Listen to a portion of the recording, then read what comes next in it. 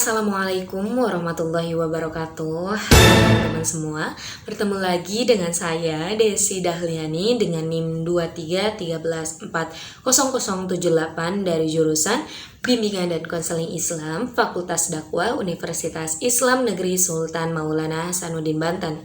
Nah teman-teman, ini adalah video learning journal ke-6 dari mata kuliah Public Speaking yang diampu oleh Bapak Dr. Adi Kusuma SIKOM MSI. Nah teman-teman, pada kesempatan kali ini saya akan menjelaskan materi tentang syarat-syarat dalam public speaking serta faktor pendukung dan penghambat dalam public speaking. Nah di video-video sebelumnya kan sudah dijelaskan ya tentang pengertian, terus tentang macam-macam struktur dalam public speaking dan profesi apa saja yang berkaitan dengan public speaking. Nah buat teman-teman yang kepo, jangan lupa tonton sampai akhir ya. Oke teman-teman, pertama kita akan bahas dulu nih tentang syarat-syarat public speaking. Nah, syarat-syarat public speaking itu apa aja ya? Oke, yang pertama yaitu menguasai materi. Nah teman-teman, menguasai materi ini sangat penting sekali ya. Artinya sebelum kita tampil, kita harus benar-benar paham dulu nih apa yang akan kita sampaikan. Jangan sampai kita hanya menghafal tanpa mengerti gitu ya. Kalau kita paham, kita bisa menjelaskan dengan bahasa sendiri dan lebih percaya diri juga. Nah yang kedua yaitu memiliki kepercayaan diri. Nah percaya diri itu penting sekali ya teman-teman, karena kepercayaan diri akan mempengaruhi gitu ya cara kita berbicara. Kalau kita ragu-ragu, terus suara kita biasanya kecil atau kurang jelas, itu akan mempengaruhi public speaking kita. Nah percaya diri ini bisa kita latih ya teman-teman, yaitu dengan sering latihan di depan cermin atau dibantu dengan teman kita nih. Nah selanjutnya yaitu yang ketiga, yaitu kemampuan komunikasi yang baik. Artinya seorang public speaker ini harus bisa menyampaikan pesan dengan jelas, tidak terbelit-belit dan mudah dimengerti. Gunakan juga ya bahasa yang sesuai dengan situasi dan audiens. Contohnya saat menjelaskan ke teman gitu ya, gunakan bahasa yang sederhana supaya apa yang kita sampaikan ini mudah untuk dipahami. Nah yang keempat yaitu memahami audiens. Kita harus tahu nih siapa yang mendengarkan kita, apakah mereka teman sebaya, dosen, atau masyarakat umum. Nah dengan memahami audiens kita bisa menyesuaikan nih bahasa dan cara penyampaiannya.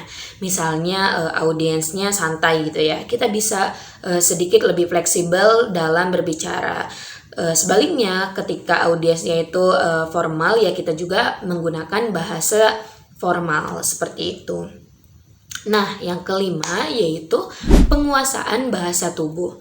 Nah bahasa tubuh seperti kontak mata, terus gerakan tangan dan ekspresi wajah ini tuh penting ya, karena bisa membuat penyampaian kita ini terasa lebih hidup gitu. Contohnya kalau kita berani melihat audiens, mereka juga akan merasa kita ini percaya diri dan serius gitu ya dalam menyampaikan materi. Nah dan yang terakhir yaitu persiapan yang matang nih. Jadi sebelum tampil kita juga harus menyiapkan materi, kita juga melakukan latihan dan memahami gitu ya situasi terlebih dahulu. Semakin siap, semakin kecil juga kemungkinan kita ini merasa gugup dan juga cemas. Nah tadi syarat-syarat sudah kita bahas, selanjutnya kita akan membahas tentang faktor pendukung dalam public speaking.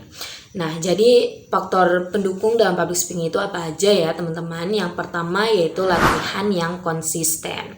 Jadi semakin sering kita latihan, kemampuan kita juga akan semakin meningkat. Nah public speaking itu kan bukan cuma bakat aja ya, tetapi juga keterampilan yang bisa dilatih seperti itu. Yang kedua yaitu penggunaan media pendukung seperti PowerPoint, terus gambar atau bahkan video. Dengan penggunaan media pendukung tadi ini tuh bisa membantu audiens itu lebih mudah memahami materi gitu ya, dan membuat presentasi atau materi yang kita sampaikan ini tidak membosankan. Nah, yang ketiga yaitu lingkungan yang mendukung. Jadi, kalau kita berada di lingkungan yang positif, misalnya teman-teman gitu yang saling mendukung, kita akan merasa lebih percaya diri dalam menyampaikan materi gitu ya. Jadi semakin sering kita tampil di depan umum, semakin akan terbiasa juga gitu ya, dan tidak akan mudah gugup lagi karena dari pengalaman tadi jam terbang kita juga akan sedikit demi sedikit menjauh seperti itu. Dan yang kelima atau yang terakhir yaitu penampilan yang rapi dan menarik. Jadi penampilan yang baik juga bisa meningkatkan rasa percaya diri dan memberikan kesan yang positif gitu ya kepada audiens. Nah, tadi faktor pendukung sudah kita bahas. Selanjutnya kita akan membahas tentang faktor penghambat dalam public speaking. Nah, jadi faktor penghambat dalam public speaking ini yang pertama yaitu ada faktor biologis atau genetik, yaitu reaksi tubuh atau bawaan dari lahir gitu ya. Misalnya seperti sifat pemalu atau mudah gugup, itu menjadi penghambat gitu ya dalam public speaking. Nah, yang kedua yaitu pengalaman masa lalu yang buruk. Jadi kejadian di masa lalu seperti pernah gagal saat tampil, membuat kita takut gitu ya untuk mencoba lagi. Nah, yang ketiga yaitu pengaruh dari orang lain. Jadi melihat orang lain takut, kita juga bisa terpengaruh gitu ya. Misalnya kita jadi ikut merasa takut juga karena melihat orang lain tadi tuh merasa gugup gitu.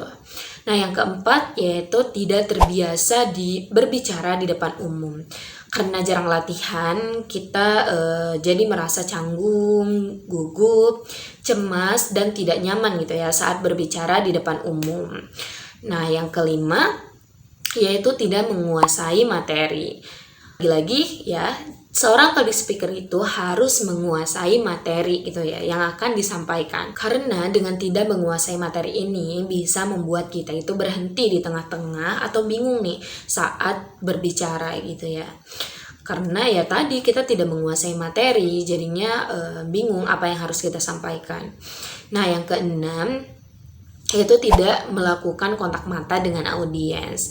Nah, akibatnya gitu ya, komunikasi ini terasa kurang hidup dan audiens juga jadi kurang tertarik kepada kita gitu ya. Dan yang terakhir yaitu takut akan kritik. Seorang public speaker tidak perlu takut gitu ya akan kritik, karena dengan kritik itu bisa membangun kita menjadi pribadi lebih baik lagi seperti itu. Nah, teman-teman, itu saja yang dapat saya sampaikan di video kali ini. Semoga bermanfaat bagi teman-teman dan juga saya sendiri. Terima kasih, jangan lupa ditonton sampai akhir. Kurang dan lebihnya mohon maaf. Wassalamualaikum warahmatullahi wabarakatuh.